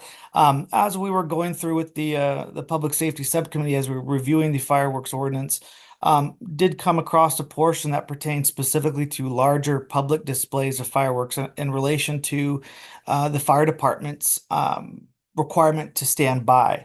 So if you look in the current Sunnyside Municipal Code, there is a requirement that the Sunnyside Fire Department furnish a pumper with a minimum of 3 trained firefighters for the entirety of the event, including 30 minutes prior and 30 minutes post the event. If you read it currently, the last line of that that SMC states that any compensation for the fire department apparatus will be determined by the Washington State Fire Chiefs Association fee schedule. That fee schedule no longer exists. And so there has not been any recuperation of fees, because there's been no fee schedule to utilize. So as we discussed in our committee, we went over approximate costs, looking to achieve cost neutrality on those standbys.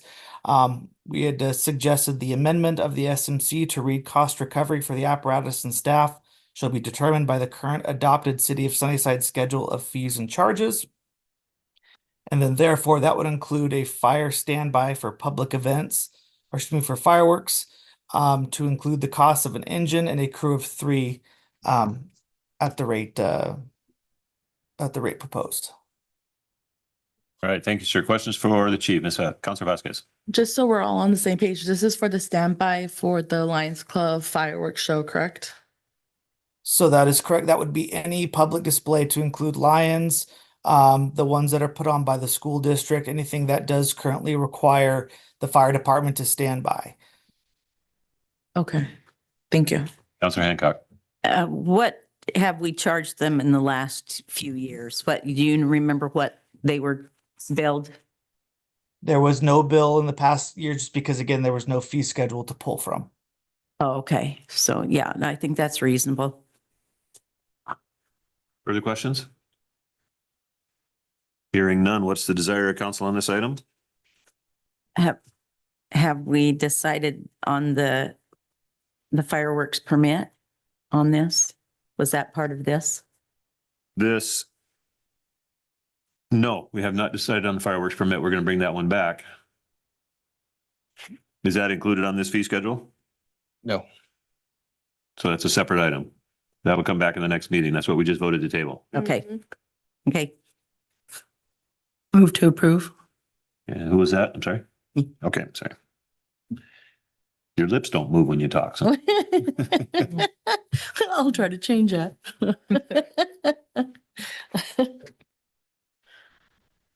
Do we have a second?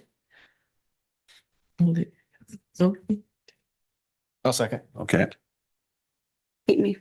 All right. So we have a motion to approve a motion to approve a resolution amending and approving the revised schedule of fees and charges for fire department standby services for public displays of fireworks. Motion by Councilor Frausto, second by Deputy Mayor. That was Yeah. Councilor Ripley. The ones that lips don't move. I wrote an F in there instead of an R. My apologies. Thank you for calling me out on that one.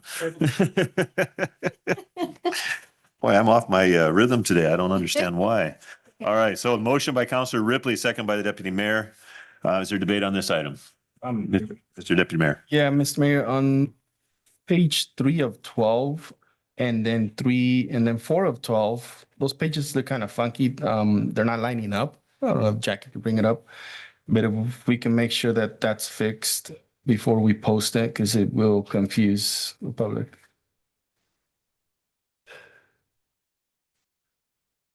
You said 1 of 12 or 3 of 12 12? and then 4 of 12. Like it separated the fees to one page. Oh, yeah. Oh, yeah. So things aren't lined up properly. You're correct. Mhm. Okay. And you're right. That would confuse people if they're trying to figure out what the fees are. So. All right. Further debate? All right. We'll go for the vote then. Councilor Hancock. Yes. Councilor Ripley. Yes. Councilor Frausto. Yes. Councilor Vasquez. Yes. Deputy Mayor. Yes. And I too vote yes. Motion passes. All right, item C, Growth Management Act, Periodic Update Work Plan and Public Participation Plan. Approve a resolution approving the Growth Management Act Periodic Update Work Plan and Public Participation Plan as recommended by the Planning Commission. And Mr. City Manager. Thank you, Mr. Mayor. And Joseph Calhoun is here from HLA to present. And just to give you some context, the City of Sunnyside Periodic Update Work Plan outlines the city's strategy to meet the Washington State Growth Management Act requirements by June 30th of 2026. Sunnyside, as a fully planning jurisdiction, is conducting a mandated 10-year update of its comprehensive plan, zoning codes, and critical area ordinances. So for the record, this is funded by a $125,000 grant from the Washington State Department of Commerce. This 2-year effort includes planning for future population and housing growth, assessing land capacity, updating development regulations, and reviewing the city's critical areas ordinance. The year 1 task for this fiscal year focus on research and analysis, while year 2 in 2026 transitions to drafting and adopting ordinance updates. Mr. Mayor. All right, thank you, sir. Mr. Calhoun. Good evening, Mayor and Council. Joseph Calhoun, HLA Engineering and Land Surveying, and thank you for that introduction, Mr. Gonzalez. As noted, we have two documents in front of you tonight, the periodic update work plan, which includes a high-level overview of all of the tasks and deliverables associated with your Growth Management Act periodic update. Goes through an overview of the work plan itself, the public participation plan. The Department of Commerce developed checklists for cities to use and determine what needs to be reviewed during this periodic update cycle. It includes references to all the different bills and regulations passed by the legislature that need to be implemented locally. Those checklists are complete, and I'll be presenting those findings to Planning Commission on June 10th. Other components are a population and housing allocation, and this uses estimates from Yakima County regarding the anticipated population and housing needs over the next 20 years. We'll also be doing a land capacity analysis using GIS to look at zoning categories, vacant or underutilized land, and density levels to determine if there's enough land within city limits to accommodate the anticipated growth. In year 2, we'll begin the drafting process where we'll be using those checklists and land capacity and housing population analysis numbers to actually make those changes in the code in the comprehensive plan. We'll be doing that in a track changes format so you can follow along the specifics of what's being removed, what's being added. And ultimately, those drafts, after they go through a public process, will be presented to the Planning Commission for their recommendation and then brought back to council for your final consideration and approval prior to sending to the Department of Commerce for certification. The other document is your public participation plan that outlines all the different ways that we will try to get the word out to encourage public participation and feedback throughout the cycle. One of the primary methods for distributing information will be through a dedicated project website on the city's webpage where documents will be uploaded as they become available. This is a long-term process, so we want to provide multiple ways for people to provide feedback. We anticipate holding open house or informational sessions where specific topics can be discussed in greater detail. Other opportunities such as a survey, developing a mailing list, scheduling one-on-one meetings, etc., will be done to provide additional public methods for feedback. This concludes my report on the work plan and public participation plan. As noted, both documents were reviewed and recommended for approval by the Planning Commission. And once approved by the council, they can be submitted to the Department of Commerce for reimbursement. So with that, if you have any questions, I'd be happy to answer them. Questions for Mr. Calhoun? Hearing none, what is the desire of council on this item? Move to approve. I'll second.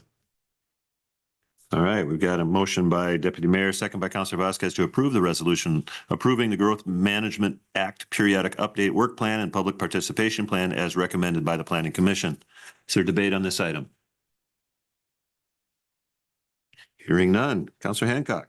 Yes. Councilor Ripley. Yes. Councilor Fausto. Yes. Councilor Vasquez. Yes. Deputy Mayor. Yes. A 2 vote yes. Motion passes. All right. And this is a necessity. It's something that we have to do. And I thank you for your work on that and the Planning Commission for the work that you've done on that and the work that you may have ahead of you on that. So item D, April 2025 income statement. Receive the April 2025 income statement. And Ms. Koski. Yes, good evening, Mayor and Council. In your packets this evening, you will find a financial report, which is called an income statement, and this is for the month of April of 2025. The format that you see before you is nationally recognized as the best practice standard as set forth by the Government Finance Officers Association, or the GFOA. It includes both of the revenues and all of the expenses broken down by fund. Revenues or expenses are also identified on the top left of each page. So as you go through this entire report, if you kind of get lost in the middle and you can't remember, am I on the revenue side or the expense side? Because it is broken down by fund. If you just go to the top left-hand side, it'll say either revenues or expenses for you. It also has page number at the top right. And it also includes the amount that was budgeted, the revenues that came in or the expenditures that have been spent through that period year to date and the amount that is remaining. It includes every line item that is active within our chart of accounts. And I hope that this will help make a full picture for the council of the finances for the city of Sunnyside so that in the future, using comparative information with actual data for budget compared to actual, we can make fully informed decisions about the city's finances moving forward. Thank you. Council, questions for Ms. Kosky? Mr. Deputy Mayor. Ms. Kowski, at the finance subcommittee, I remember it was the first time we seen this. There was a few errors that you had pointed out. Were you able to go? I noticed at least one of them hasn't been changed. The pilot taxes. So that is correct. That is another project that we have Chad at Springbrook working on. I did realize that the amount that was budgeted that was within Springbrook did not match the amount of the ordinance that was passed by the council. And so Chad is working to double check those numbers and do any corrections within the system as they're needed. One other important piece that I forgot to mention, the very last page of this report has the income statement, and it is broken down by department in more of a summary format. So if you don't have time to read all 88 pages and memorize every single account number in our chart of accounts, there is a by department breakdown on the very last page.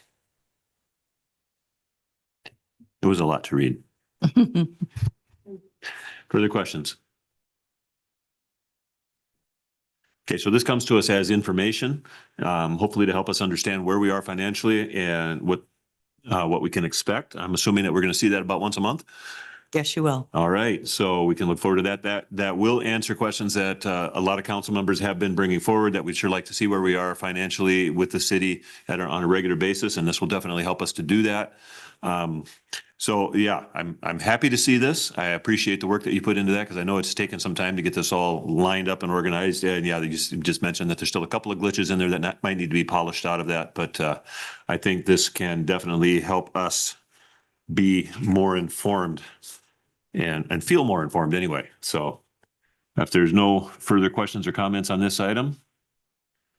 Thank you, Kelly, and your team for putting this together. You're very welcome. Happy to do it.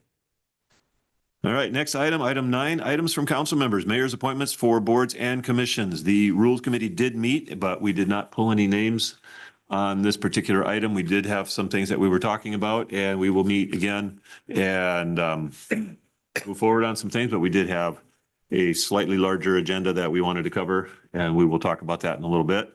So I don't have any names to bring forward tonight. Item B, council request status report, other reports and announcements and or questions by council. You'll notice these two items have been rolled together. So the council request status report is often separate. Tonight we have it as kind of the same as other reports and announcements.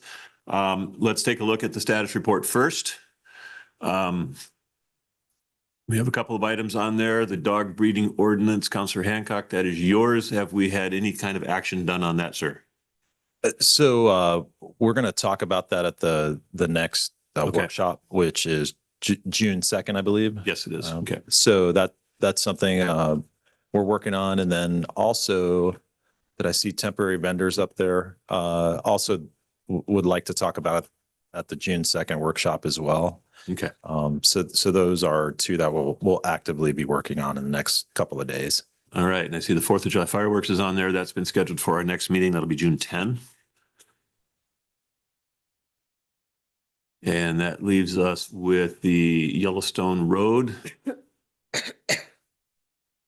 And is there anything to report on that? The Yellowstone Road, my perception from council was that this was not a high priority. This is something that's been like this for many years. And, I would like further direction and maybe Hector and Cuss can step in as well, because this has been an item they've talked about with me and what their perception is. So I know this came from Councilor Hancock. I just want to know like the urgency of the Yellowstone Road. Based on the number of things we've got going on, this it doesn't seem like a high priority to me. And because I don't know if you have any input, I do know that as a park and as far as parks goes, right now, it's not a very attractive park. No, I think at the last meeting that we had, Councilmember Hart was going to connect with Hector, and she volunteered to do that because she said she wrote different articles on that. So she had some information that she would provide, but they haven't had time to connect. So we don't have anything to report. Mr. Mayor, ma'am. that is in my district, and I would like to be in on those conversations. Very well. We will please make a note of that, Mr. City Manager, that Councilor Hancock would like to be part of those conversations. And then the last one, this was Councilor Vasquez with the fire hydrant parking lines. I noticed that street painting has been going on. Is that part of the upcoming plan as well, sir? Yes, I did meet with Councilmember Vasquez, and she sent me the pictures. I met with Jaime Alpedes. He is the supervisor for the street departments. They are painting. And I shared with Councilmember Vasquez that their goal is to get all the arterials, minor arterials, schools. Once they get all of the crosswalks, then they would concentrate on the downtown area, on the yellow around the curve where the hydrants are at, and areas that not supposed to be parking. But it's down probably at least a month before they get into that area. Okay, and I'm assuming you're also going to paint the parking lines and that sort of stuff, because I noticed that where we're supposed to be parallel parking, not everybody's parallel parking. They're That's angle correct. parking because some of those old lines are more visible than the parallel parking. That's correct. So, no. And then Cus did connect with me right away, so thank you for that. Okay, perfect. All right, is there any other items that need to be added to the request status report? All right, well, if anything comes up, please make sure that you notify the city manager. He can get that included on there. All right, other reports, announcements, and or questions by council. Give everybody an opportunity. Councilor Hancock. I attended the Memorial Day ceremonies out at the Lower Valley Gardens, and not as well attended as I'd like to see it be. I know there was a lot of volunteers getting flags out, and it's a very important thing for our community, for everybody. So just to honor those, I did see Councilor Ripley there and you there, so I applaud that. All right, thank you. Councilor Vasquez. Nothing to report today. All right, Councilor Ripley. Well, yeah, she said I also went to the memorial and Mike spoke at it, and it was very nice. And that was the first one I'd gone to, so it was very nice. I need to go to more. All right, Councilor Frausto. Nothing to report today. Deputy Mayor. Yeah, just a couple questions.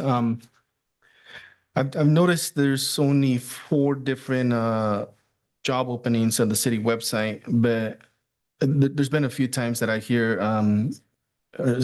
city managers say, that we're down to IT, we're down to code enforcement, and now we're down to assistant deputy clerk. But what's the plan? I guess you mentioned the plan going forward for the public works director, but what's the plan for these other positions? If they're really important, should they be up there as a need? I just don't want to be here, 2-3 months down the road and say, we need these positions in order to do the job. Should they be listed on the city website? That's my first question. Mr. City Manager, have you got an answer for that? Sure. And I'll let Kelly answer the IT one, but I can say, let me start with the community economic development. So we're just finishing up our first batch of resumes coming in for that. So we didn't quite get as many as we hoped. We got 4 or 5 pretty solid candidates. So I've got to circle back, evaluate those, and see, if these are the right fit for our organization. that's number one. We've been actively working on that, and that's one of the jobs on the board, and pretty critical to have the right person in there. Code enforcement, we do have one opening in there.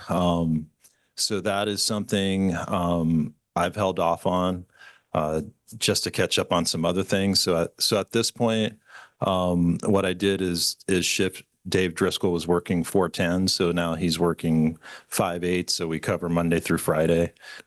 So we can still cover the days. We haven't covered the weekend in years. So that's something, and we're also trying to work something out with the union.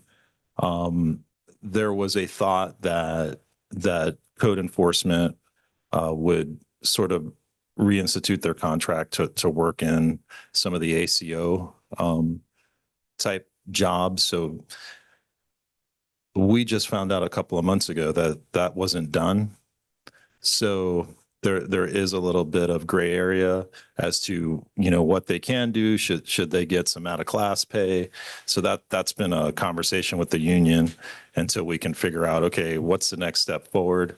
We also discovered that the ACO was kept in the 25 budget. And Deputy Mayor, you and I talked about it a little bit in the Rules Committee, and I did float this around with staff members, and the thought being, okay, do we hire that ACO position, knowing that we don't have anywhere to bring the dogs? So that my first inkling was, let's get an ACO position. We'll work with the nonprofit agencies and say, okay, we'll find homes for them. If it's 15 dogs a month, let's do it. I can say I got a little internal pushback, and I think you two kind of agreed, I don't know if that's a fiscally sound thing to do. So I'm still kind of up in the air, because my opinion is I think we should have an ACO, but as I'm hearing like the fiscal side of it, I've been holding off on that. But the fundamental problem is we don't have a place to take it. But, when I talk to, our animal advocates are like, we got to have one. So I honestly think this is a debate or a subject that we need to talk about in a workshop to see what ultimately we want to do with that ACO position. IT, we've also been actively trying to fill those positions. So I'll let Kelly talk about that a little bit. Yes, the two IT positions are no longer on the job board because that job listing has expired, but we do have interviews set for Wednesday and Thursday for several different applicants. And we're hoping that from that pool, we may be able to fill both of those positions. Hopefully, we don't know, but we do have several interviews lined out over the next couple of days. Okay. And yeah, that's why I didn't mention the ACO as part of these positions. Because me and you talked, in the Rules Committee, I don't believe we need it right now. We don't have a place to hold them. And they're just going to be doing like the previous, it's circling around. But my next question is the pedestrian improvements out by the schools. Are we on schedule on that? I know school's going to be out here in the next couple of weeks. Where are we on that? And I'll let Cuss speak to that, because I know we had a conversation with Ryan Maxwell recently. So right. The pedestrian project supposed to start right after school is out, and it's on Lincoln.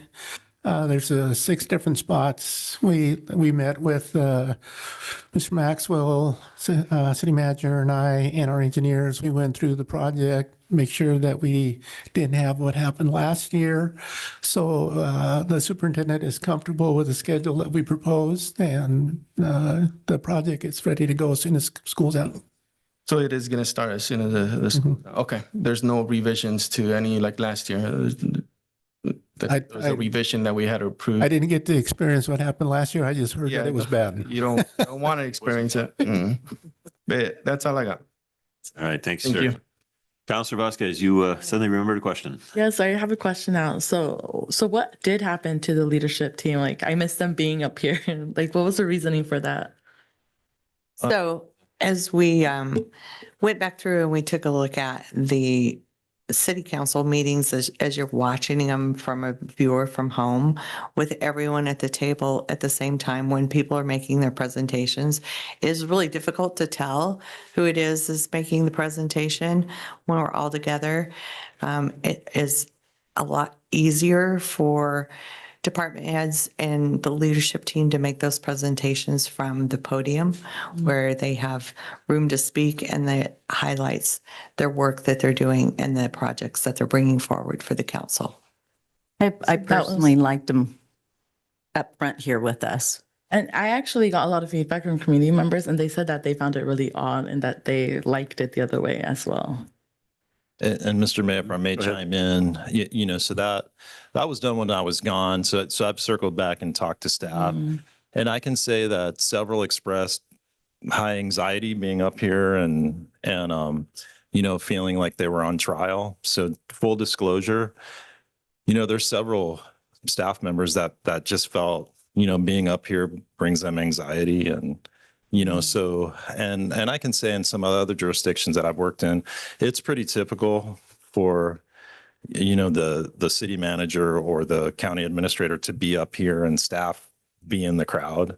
When I was a staffer, that's how it was in Pasco, then also Franklin County. And then if you look at Tri-Cities is my main perspective, if staff has a presentation, typically they'll come up.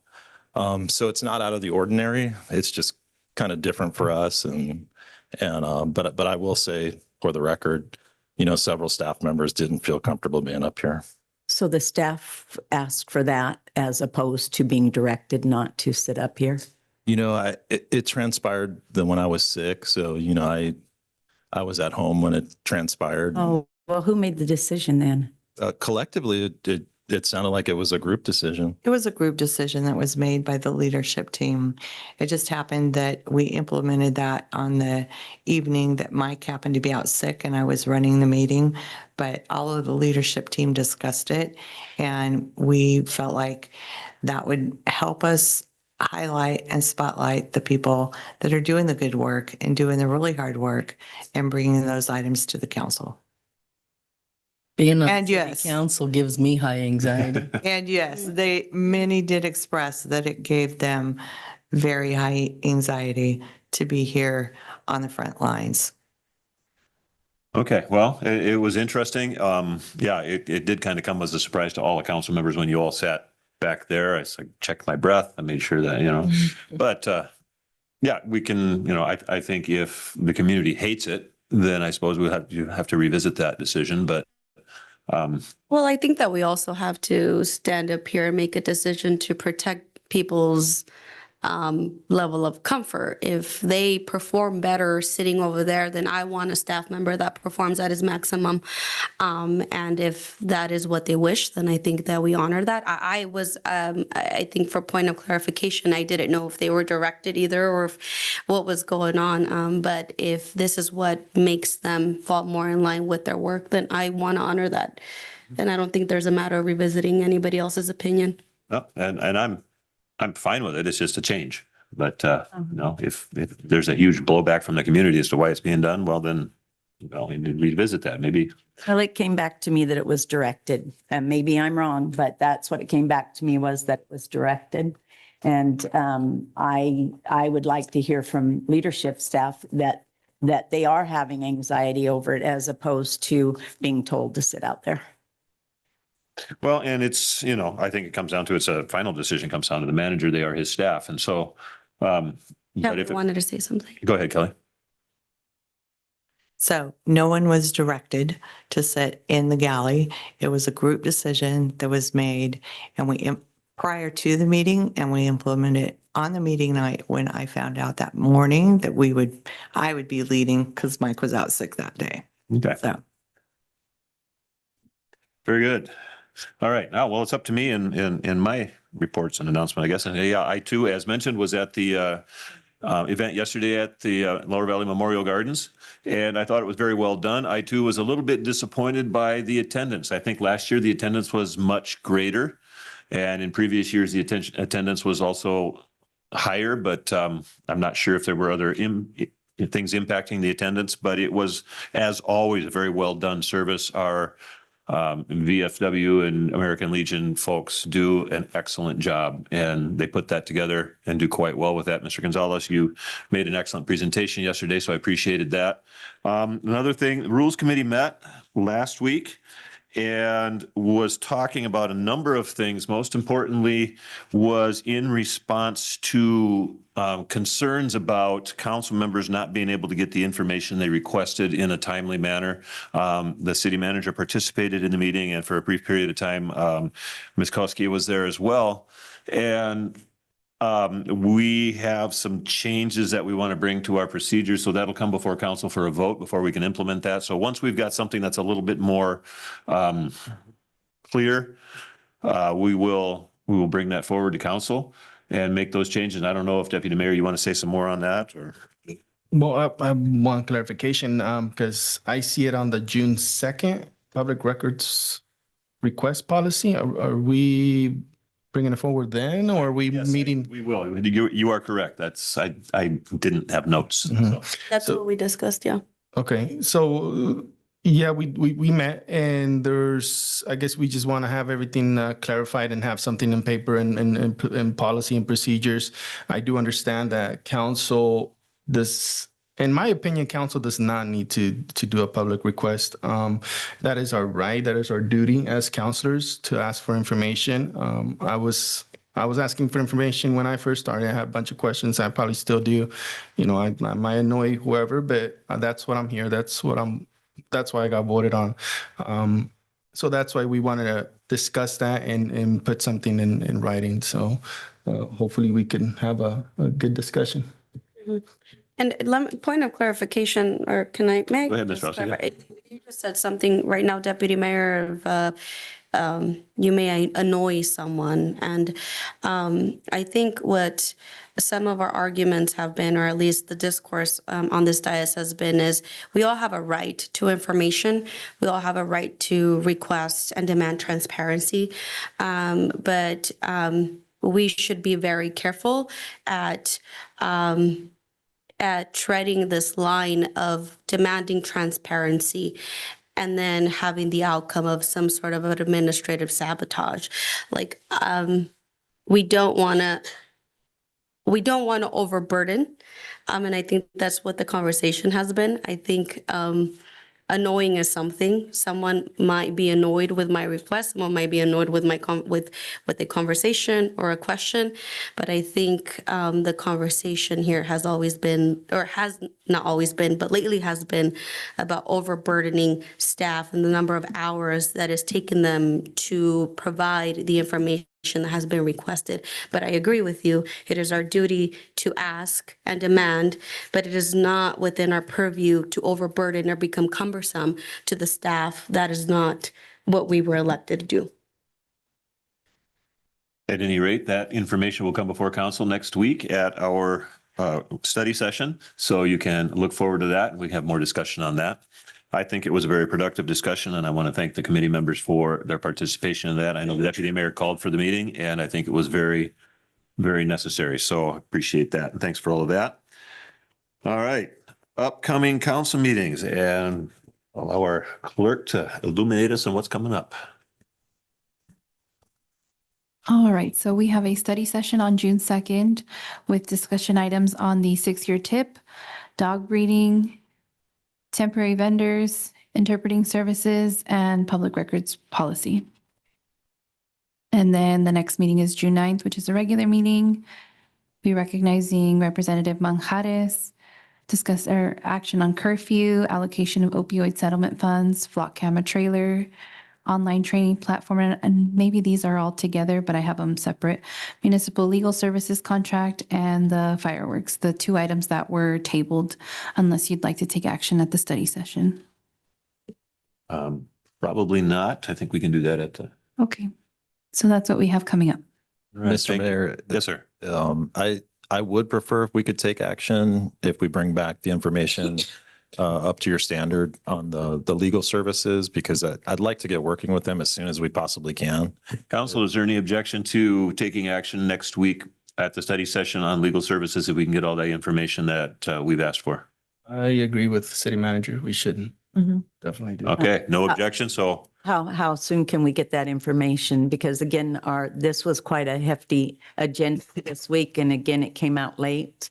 And that puts a burden, especially with Memorial Day and things happening, that I want to be assured that we're going to get this information in time, that we have time to look at it. Mr. City Manager, when do you think you'll be able to get that information to us?